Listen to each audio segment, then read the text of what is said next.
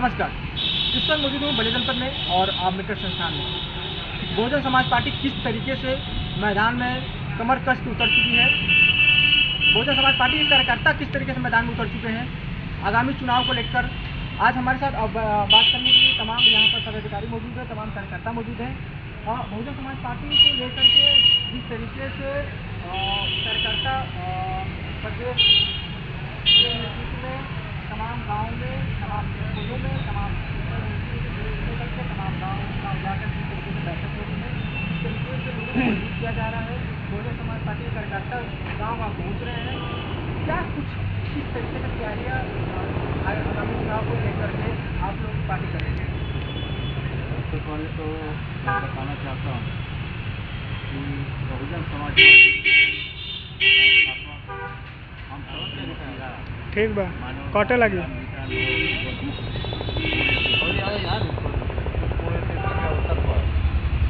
हमेशा हर साल हम लोग आजमगढ़ मंडल जिला स्तर पर मनाया करते थे, लेकिन इस बार हम सबके नेता बहन मायावती जी ने निर्देश दिया कि इस बार कांसीराम स्मारक स्थल जो पुरानी जेल के रोड पे है लखनऊ में मनाया जाएगा।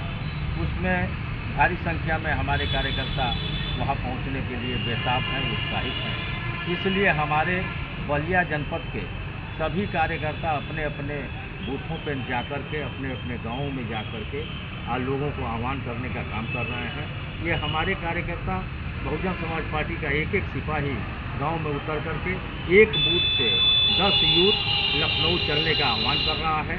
और वो भी सुन लीजिए, बाकी दलों में चाहे जो हो, लेकिन हमारे दल में बहुजन समाज पार्टी में हमारा कार्यकर्ता अपने खर्चे से सेल्फ डिपेंड होकर के गाड़ी कर रहा है, घोड़ा कर रहा है, टिकट खरीद रहा है, टिकट बुक करा रहा है और लखनऊ 9 अक्टूबर को पहुँचने का काम करने का। बहुजन समाज पार्टी के जो कार्यकर्ता हैं, जो लोग हैं, जो देश में कहीं ना कहीं दलित पिछड़ा वर्ग जो कहीं ना कहीं आर्थिक रूप से भी कमजोर है, लेकिन जब पार्टी की बात आती है, जब मायावती की बात आती है, तो ये जो हुजूम है ये हज़ारों की संख्या, लाखों की संख्या बदल जाती है। लोग अपने से दूर दूर तक जो सफ़र है लखनऊ का, ये सफ़र वो तय करते हैं। लेकिन कहीं ना कहीं जो पार्टी के जो लोग थे दूरी थोड़ा हो गया था, लेकिन अब जिस तरीके से गांव में आप लोग गांव चलो अभियान के तहत जिस तरीके से लोग जुड़ते जा रहे हैं, उसका प्रभाव किस तरीके से आपका आगामी चुनाव में मिलने वाला है? क्या कुछ बदलने वाला है? आने वाले चुनाव में बहुजन समाज पार्टी निश्चित तौर पर मजबूती की तरफ बढ़ रही है और गांव स्तर की तैयारी ऐसा हो रहा है कि हमारे मसीहा मानवर कांसीराम जी जब कभी बाहयात थे तो उस जमाने में उन्होंने कहने का काम किया था।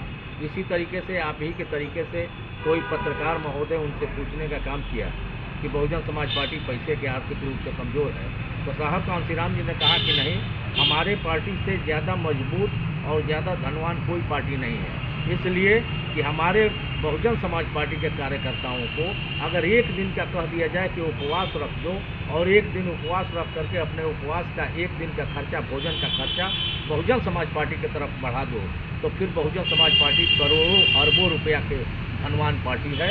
इसलिए हमारे कार्यकर्ता अपने बदौलत बहुजन समाज पार्टी को आगे बढ़ाने के लिए अपना रुपया पैसा खर्च करके और यहाँ इस कार्यक्रम में पहुँचने का काम करेंगे और उस दिन यह संदेश देने का काम करेंगे कि बहुजन समाज पार्टी आने वाले 2027 में निश्चित तौर पर हम बहुमत की सरकार यहाँ बनाने का काम करेंगे। किसी और पार्टी से कोई गठबंधन नहीं।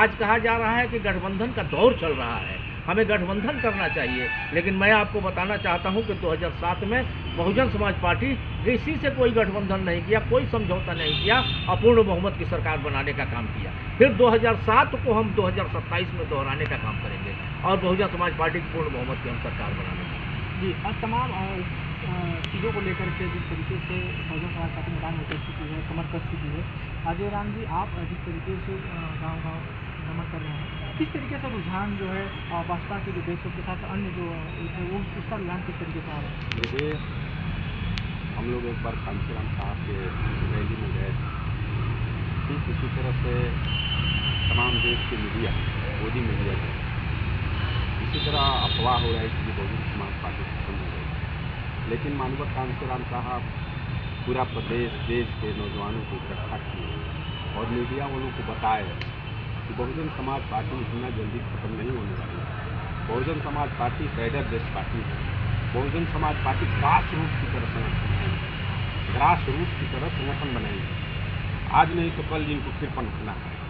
ठीक उसी तरह बहुजन समाज पार्टी जब सत्ता में रही है, सत्ता के बाद 2 बार 3 बार सत्ता में नहीं रही, लेकिन ग्रास रूट का जो नीचे का जो संगठन है वो अब हरी भरी दिख रही है। और उस हरी भरी में जब हम लोग रोड पर जाते हैं, चाहे गांव में मोहल्लों में जब कार्यक्रम करने के लिए जाते हैं, तो वहाँ तमाम बहुजन समाज पार्टी के कार्यकर्ता जब रुझान बैठकों में भारी भीड़ में जुटते हैं, तो हम लोगों को भी लग रहा है कि अब की बार बहुजन समाज पार्टी सरकार में आएगी। और माननीय कांशीराम साहब का जो सोच था, जो भाषण में बताए थे कि बहुजन समाज पार्टी का संगठन ग्रास रूट की तरह है, वो एक हरा भरा कभी भी दिखेगा, माने कभी आएगा समय तो हरा भरा दिखने लगेगा।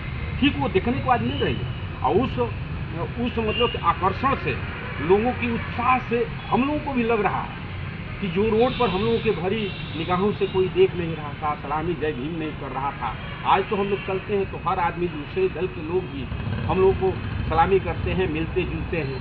भाई बहुजन समाज पार्टी को लाना जरूरी है। और इसके बाद भी वो ये बहुजन समाज पार्टी के सत्ता से हटने के बाद इस प्रदेश में जिसकी सरकारें रही, समाजवादी पार्टी की रही है या भारतीय जनता पार्टी की, समाजवादी पार्टी के लोगों को भी यहाँ की जनता ने देख लिया।